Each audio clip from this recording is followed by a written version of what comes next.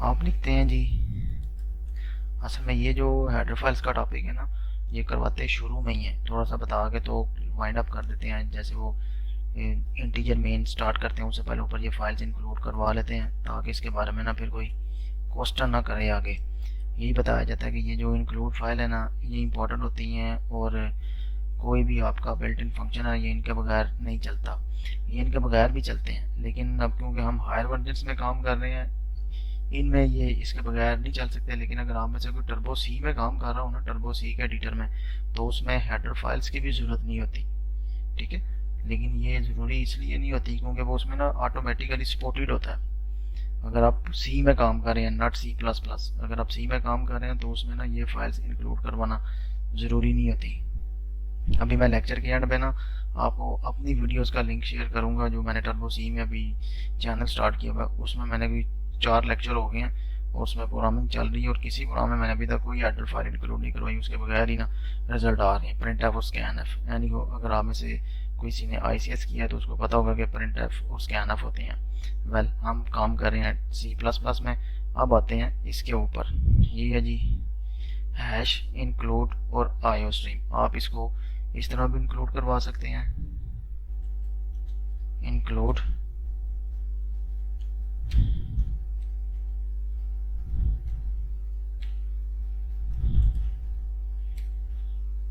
IO stream. ठीक है, ये दोनों बिल्कुल एक्यूरेट हैं, दोनों में किसी भी किस्म की कोई प्रॉब्लम नहीं है, दोनों के साथ आपका जो प्रोग्राम है ना वो रन होगा। लेकिन एक बात ये ध्यान में रखनी है कि अगर सी प्लस प्लस में एक काम 2 तरीके से हो रहा है तो 100% वो सेम नहीं है, उनमें कोई ना टेक्निकल डिफरेंस लाजमी है।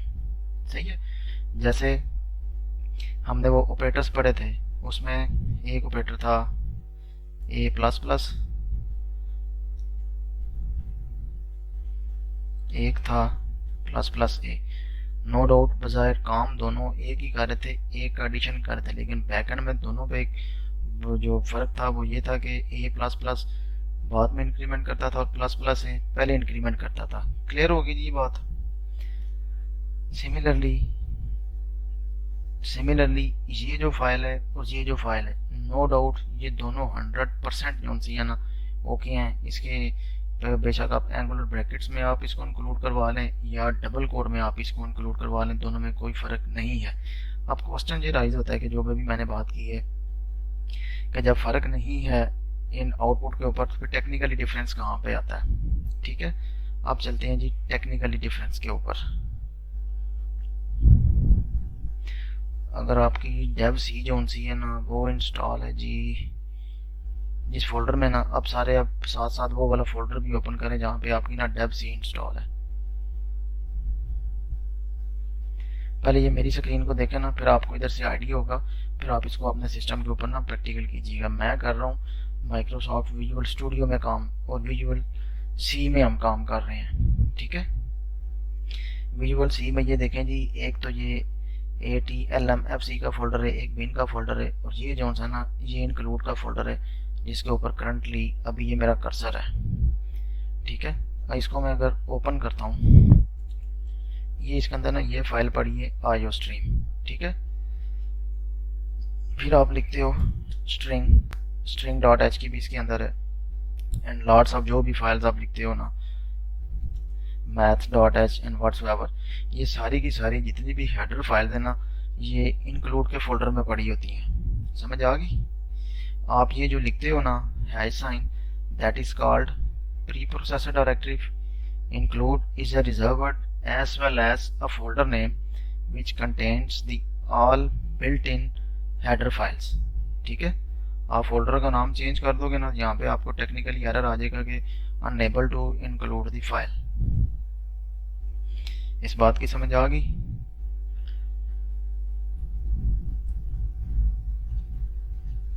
आ गई। अब इंक्लूड के फोल्डर में ना ये पड़ी हैं सारी की सारी हेडर फाइल्स। अभी हम बात करते हैं सिर्फ आईओ स्ट्रीम की। ठीक हो गया जी।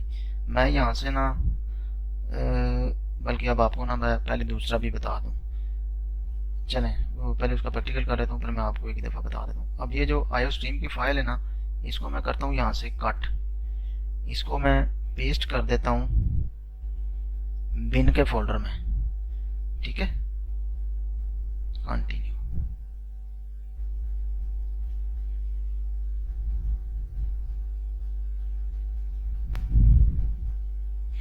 ये इधर पेस्ट हो गई है। ठीक है जी, अब चलते हैं अपने इस प्रोग्राम की तरफ। यहाँ पे मैंने ये वाली चीज़ लिखी है, इंक्लूड एंगुलर ब्रैकेट्स में iostream.h। इसको मैं पहले क्लीन सोल्यूशन करूंगा और देखता हूँ एरर मुझे आता है कि नहीं आता। उसने मुझे उधर एरर डिस्प्ले कर दी है कि कुछ ना कुछ उसको एरर मिल गया। ठीक है, unable to run the file, या वो ये कहेगा कि मुझे ये फाइल मिले ही नहीं, सी आउट इज अनडिफाइंड। iostream उसने मुझे बताया कि उस इंटेलिजेंस ने उसको डिटेक्ट ही नहीं किया। ठीक है, अब लिखते हैं जी इसको डबल कोड में।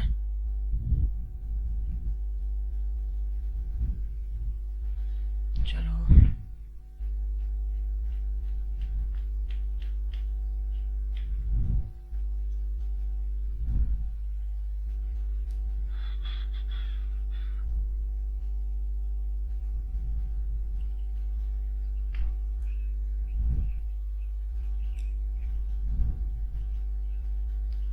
वो तो ठीक है, प्रॉब्लम नहीं आ रही। अब इधर इसने इसको डबल कोड में जब बताते हैं,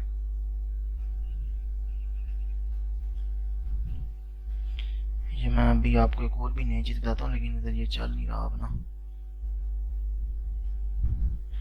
डेव सी में ये करके देखिएगा, iostream की फाइल को ना आप इंक्लूड के फोल्डर से कट करके ना किसी बिन के फोल्डर में आप इसको रख दीजिएगा। एक मिनट, अगर मैं ये सारा पाथ कॉपी करूं, एक मिनट ये काम मैं करके देखूं जरा।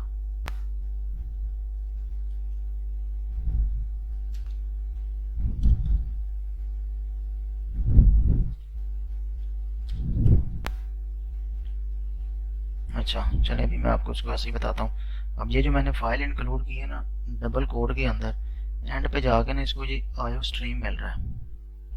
बल्कि अगर मैं इसको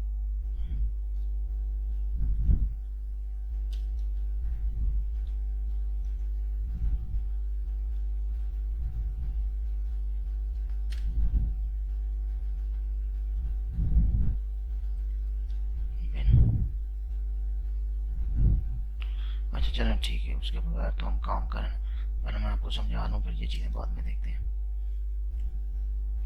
अच्छा, अब यहाँ पे मैंने ये किया था कि वहाँ से मैंने iostream की फाइल को इंक्लूड के फोल्डर से उठाकर बिन के फोल्डर में मैंने इसको ना कॉपी कर दिया था। ठीक है, अब इसके बगैर हम इसको दोबारा से क्लीन सोल्यूशन करते हैं। अब इसके साथ में इसको रन करके देखता हूँ कि ये फाइल चल रही है कि नहीं चलती।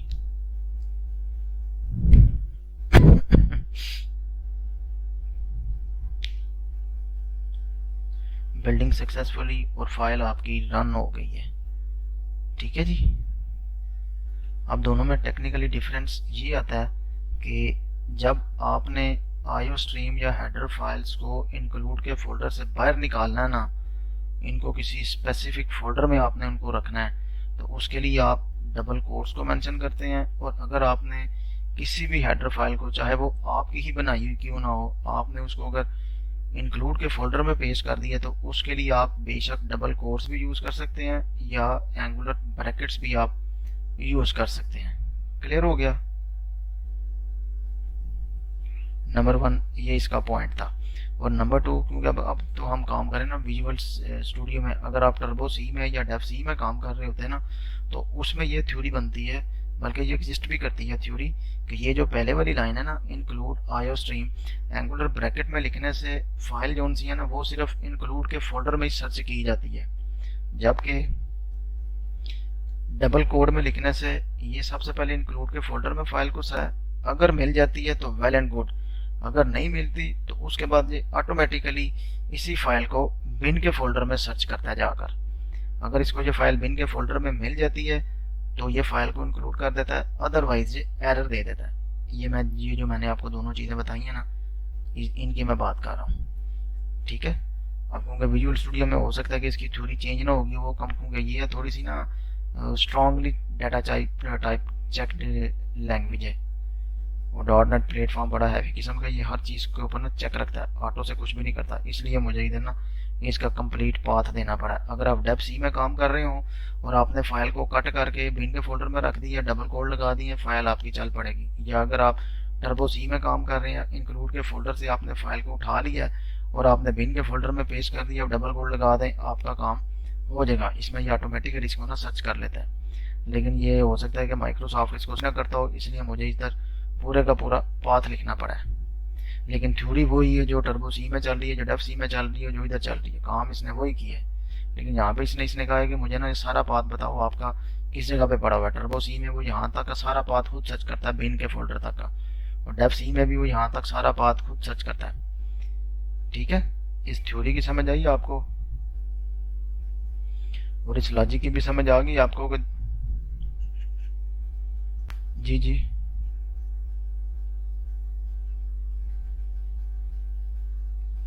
तो ये आप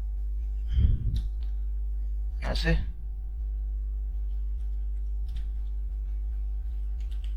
ये कह रही हैं आप?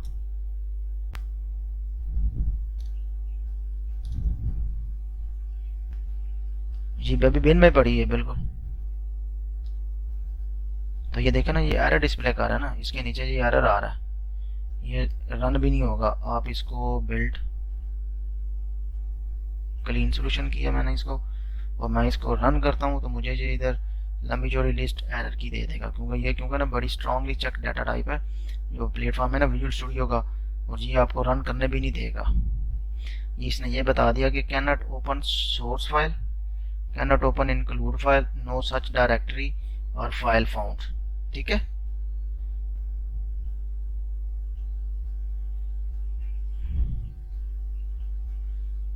मैं आपको बताता हूँ। अभी हम ना अपना प्रोग्राम जो है वो सिंपल लिखते हैं जी। आईओ स्ट्रीम को मैं यहाँ से कट करता हूँ, हम इसको दोबारा इसकी एक्चुअल पोजीशन पे रखते हैं। ये था जी कंटिन्यू।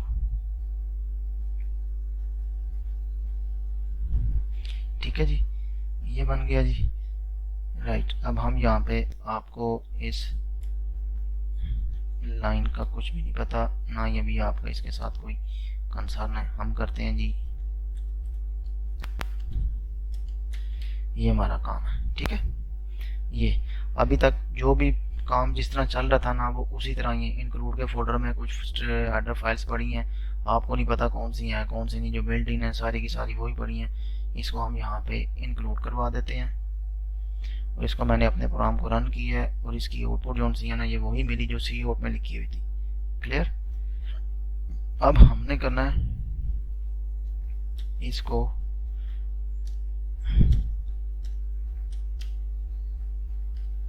इस तरह इंक्लूड इंस्टेड ऑफ दिस। ठीक है, इसको मैंने इस तरह लिखा, इसके बगैर भी मुझे इसमें कोई एरर नहीं आया। आप बेशक इसका क्लीन सोल्यूशन करके दोबारा रन करके देखें कि इसमें कोई फ़र्क आ रहा है कि नहीं आ रहा। अभी हम आउटपुट की बात करते हैं। आउटपुट में दोनों में कोई भी एरर नहीं आया और आउटपुट भी हमें जो सी है ना वही मिली जो पहले वाली थी। क्लीन सक्सीडेड हो गया, कंट्रोल F5 किया मैंने।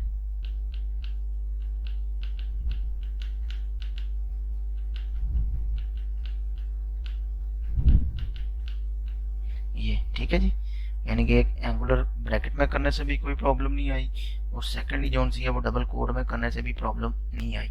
अब चलते हैं इन दोनों के डिफरेंस के ऊपर कि इन दोनों में डिफरेंस कहाँ पे आता है। मैं ये बात कर रहा हूँ कि ये जो सी मैंने फाइल लिखी है ना एंगुलर ब्रैकेट में, ये जो फाइल आप लिखते हैं ना विद इन एंगुलर ब्रैकेट, ये फाइल सिर्फ और सिर्फ इंक्लूड के फोल्डर में सर्च होती है। ठीक है, अगर तो ये फाइल मिल जाती है तो वो उसको लोड करता है, अदरवाइज वो एरर डिस्प्ले कर देता है। ठीक है, इस बात की समझ आई। अब आते हैं जी इसके ऊपर इंक्लूड आईओ स्ट्रीम के अंदर। अगर तो ये वाली फाइल आपकी इंक्लूड के फोल्डर में पड़ी है फिर तो ये रन हो जाएगी, अगर नहीं पड़ी तो ये इसको ऑटोमेटिकली बिन के फोल्डर में सर्च करता है। ये बात हो रही है डेव सी की और टर्बो सी की। ठीक है, इसको ये बिन के फोल्डर में सर्च करेगा, अगर तो ये फाइल इसको उस जगह पे मिल जाती है बिन के फोल्डर में, देन आपका ये प्रोग्राम रन होगा, अदरवाइज ये आपको एरर डिस्प्ले कर देगा। अब हम चलते हैं जी दोबारा जिस जगह पे हमारा ये इंस्टॉल था, मैंने वो सारा ओपन किया और आईओ स्ट्रीम की फाइल जो मुझे मिली इसको मैं कट करता हूँ और यहाँ से उठाकर मैं उसको बिन के फोल्डर में, अब एक और फोल्डर बना देता हूँ बिन के फोल्डर में ही।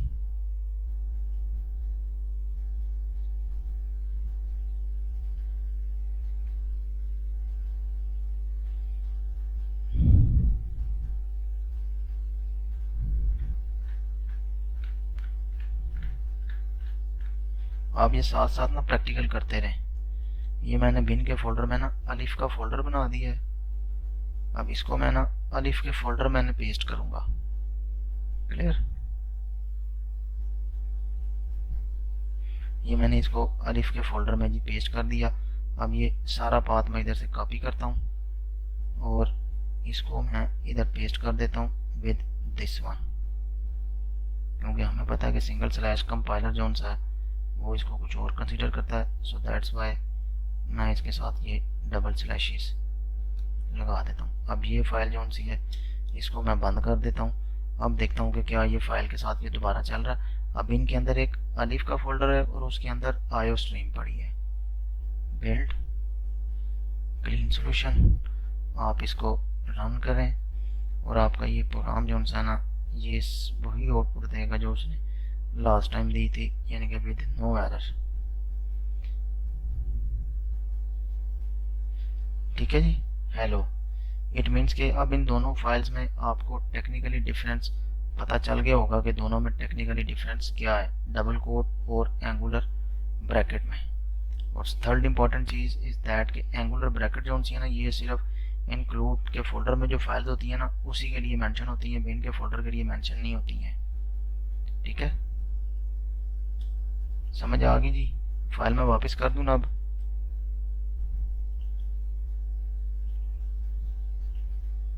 गुड।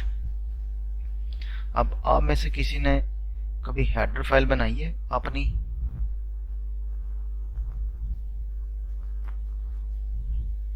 कभी इस तरह का काम किया कि जी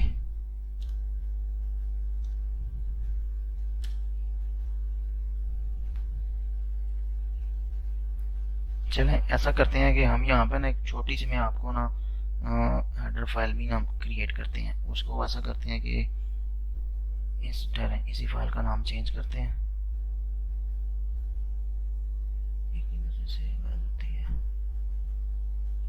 ये आ गई save as.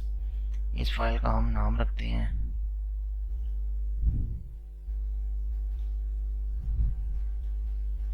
Test header file dot H. ठीक है, इसका मैंने ये नाम रख दिया इस फाइल का। क्लियर हो गया जी? इसके साथ ये जो दोनों फाइल्स हैं टेस्ट हेडर फाइल अब देखनी पड़ेगी किधर बनी है। डॉक्यूमेंट विजुअल स्टूडियो प्रोजेक्ट 17 अगस्त।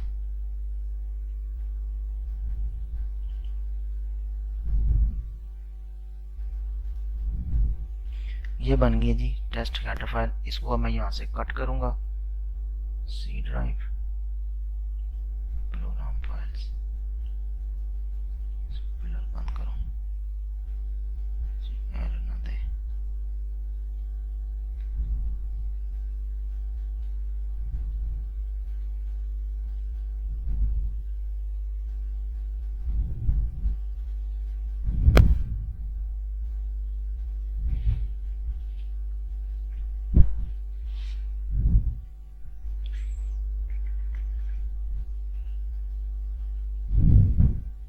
ये आप साथ साथ ना इसका प्रैक्टिकल करते जाएं। पता नहीं बंद हुई है कि नहीं हुई। माइक्रोसॉफ्ट विजुअल स्टूडियो 10 विजुअल सी। अब इसको ना मैं इंक्लूड के फोल्डर में रखूंगा इस फाइल को।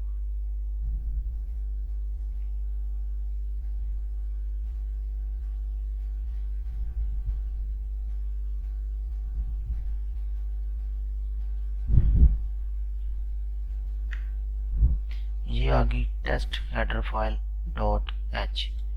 ठीक है जी। अब मैं इधर से दोबारा जो सा ना जी विजुअल स्टूडियो ओपन करता हूँ। अब आपको पता है कि उस test header file dot H के अंदर क्या क्या पड़ा हुआ है। एक तो वो आयो स्ट्रीम की फाइल इंक्लूडेड है, दूसरा इसके अंदर वो इंटीजर मेन बना हुआ है और उसके अंदर एक स्टेटमेंट मेंशन है सी आउट हेलो के नाम की।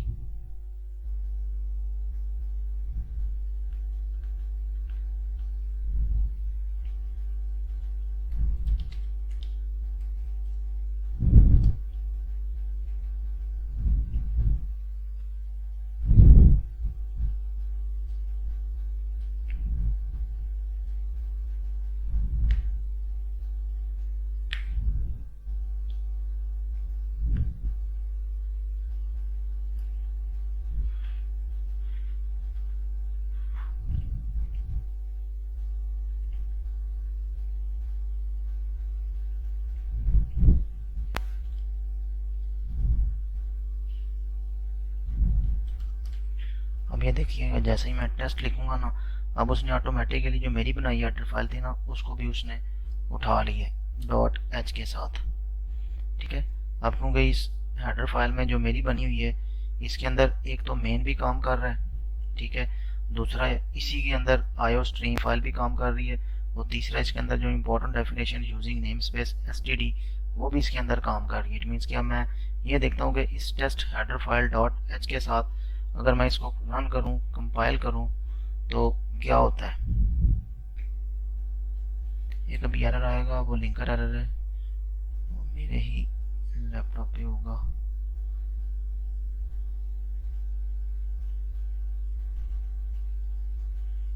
नो के साथ हम इसको रन करें जी। बिल्ड फेल हो गई है। अच्छा इसको तो नहीं बंद करना।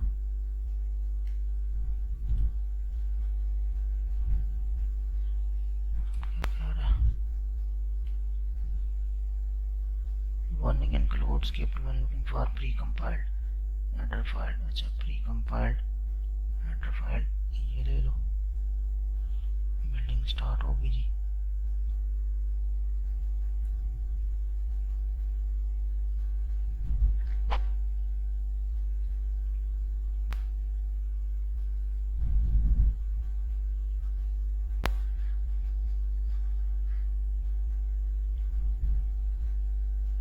ये ठीक है, ये आपको आउटपुट नजर आई है।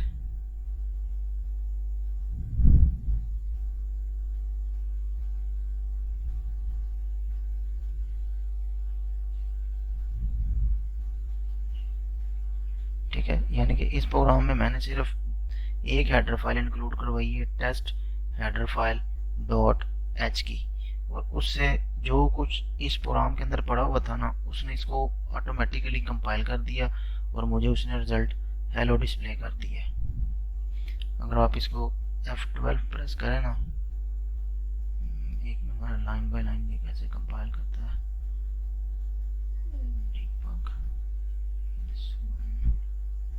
इधर से करता है line by line compile, check करते हैं। F11 से होता है, F12 से बल्कि कोई शॉर्टकट की है अब उसकी मुझे भी नहीं पता।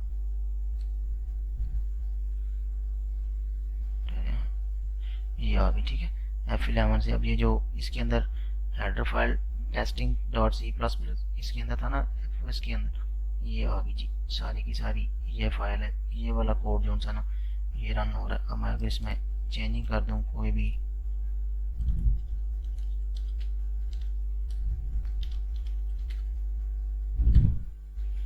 मैंने इसको चेंज कर दिया, करता हूँ इसको बंद।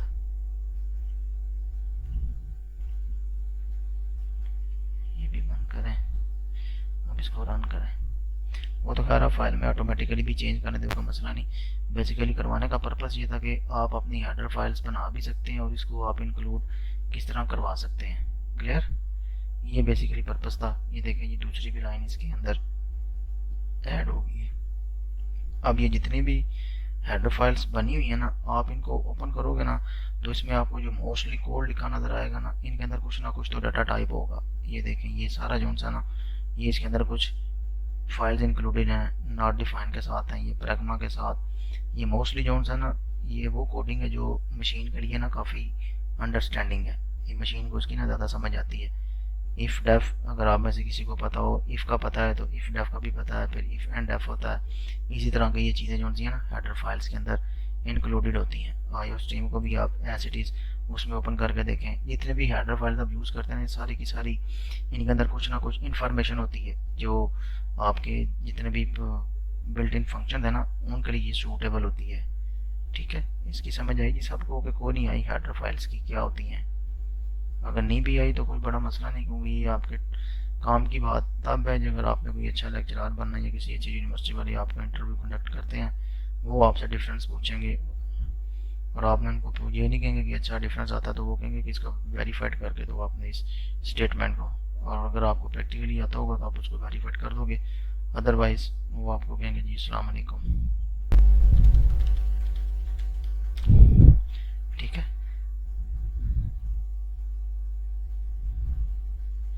ये है जी 2147483647 या अनसाइन इंटीजर की रेंज जो सी है ना वो ये वाली है 4294967295।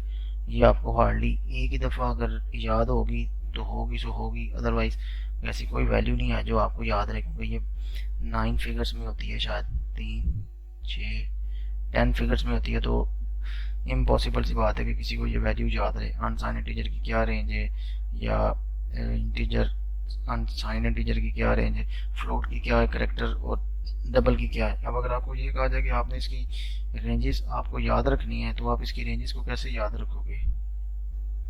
ठीक है ना, अब उसके लिए भी कोई इतना सोचने की ज़रूरत नहीं है कि हमने उसको अब याद कैसे रखना है, ये भी मैं आपको बता देता हूँ।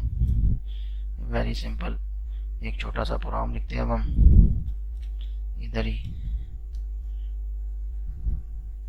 जिससे आप इसकी ना रेंजेस आपको ज़बानी याद हो जाएंगे। अगर आप भूल भी गए हो तो आप ये प्रोग्राम ओपन करो और आराम से बैठ के इनकी आप रेंजेस को देख लो।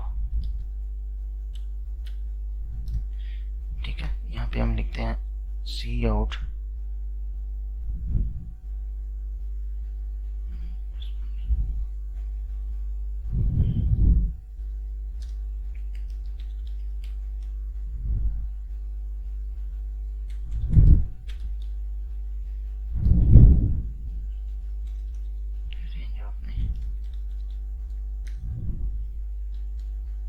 साइज ऑफ इंटीजर,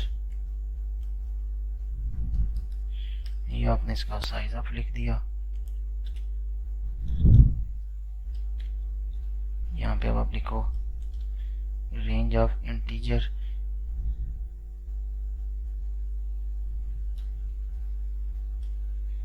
अच्छा अब मैं इधर जो भी चीज़ें लिखता जाऊंगा ना वो सारी की सारी रिजर्व वर्ड्स हैं। ये बेसिकली है मैक्रोस डिफाइंड है ऑलरेडी। ठीक है, ranges of integer minimum to maximum, minimum के लिए बल्कि ये इसको लिखना था इंट अंडरस्कोर मिन कामा अंडरस्कोर मैक्स। लेट्स ट्राई कि अब इसका ये क्या हमें रिजल्ट देता है जी।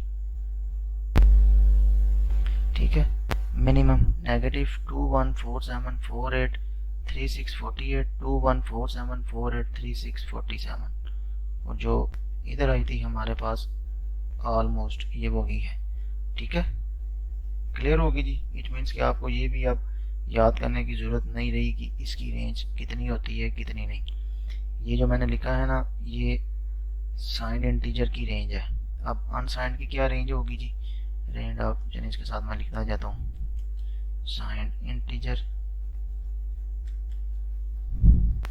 रेंज ऑफ अनसाइंड इंट, इसकी हमेशा जो सी होती है ना अनसाइंड मीन्स ये 0 टू मैक्सिमम होती है। अब उसके लिए लिखते हैं जी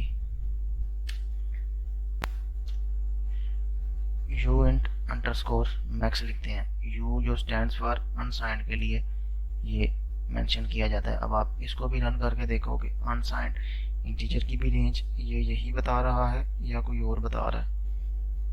अगर ये 0 से लेकर वही 494643 वाली बता रहा है तो इट मीन्स कि आप जस्ट इसके ये मैक्रोस के नाम याद कर लो और ये ऑटोमेटिकली आपको ना याद हो जाएंगे। इंट के साथ इंट अंडरस्कोर मिन, मैक्सिमम के लिए मैक्स, अनसाइंड के लिए यू लगा दे पीछे, आगे इंट अंडरस्कोर मैक्स ही होता है। फिर सिमिलरली इसके कुछ और भी है, वो मैं सारे आपको राइट कर देता हूँ, आप खुद उसकी ना फिर प्रैक्टिस खुद ही कर लीजिएगा। जस्ट एक दो बताना आपको था कि भाई आपको पता चल गया कि भाई ये एक दो, तो बाकी एज इट इज इसी सिनेरियो को फॉलो करेंगे। साइन का क्या मतलब होता है?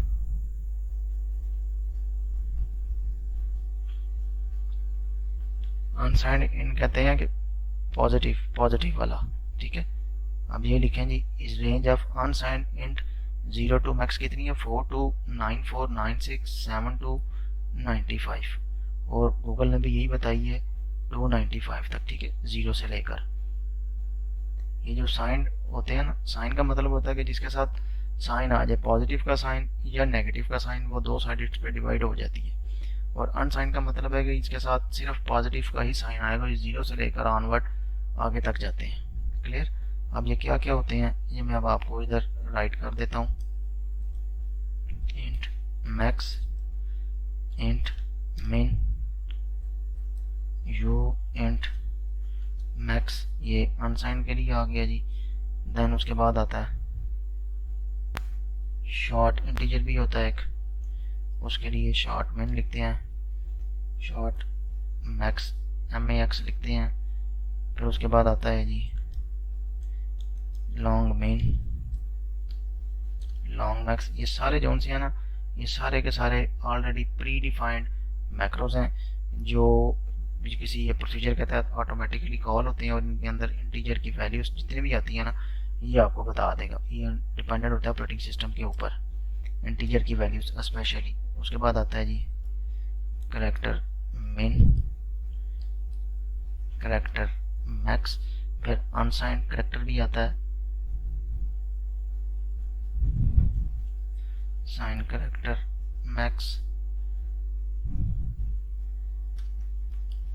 अनसाइन कैरेक्टर मैक्स। फिर उसके बाद फ्लोट की मिनिमम, फ्लोट की मैक्सिमम रेंज, ये सारी आप ना खुद ही ट्राई कर लीजिएगा। फिर DBL का मिन मैक्स, इन सब में integer, long, character, double, float की ना इंफॉर्मेशन पड़ी होती है। क्लियर हो गया जी? ये चीज़ें आपके लिए इम्पोर्टेंट है, अगर तो आपने कोई अच्छा लेक्चरर बनना है या आपने इनकी रेंजेस को डिफाइन करना तो उनके लिए इम्पोर्टेंट है।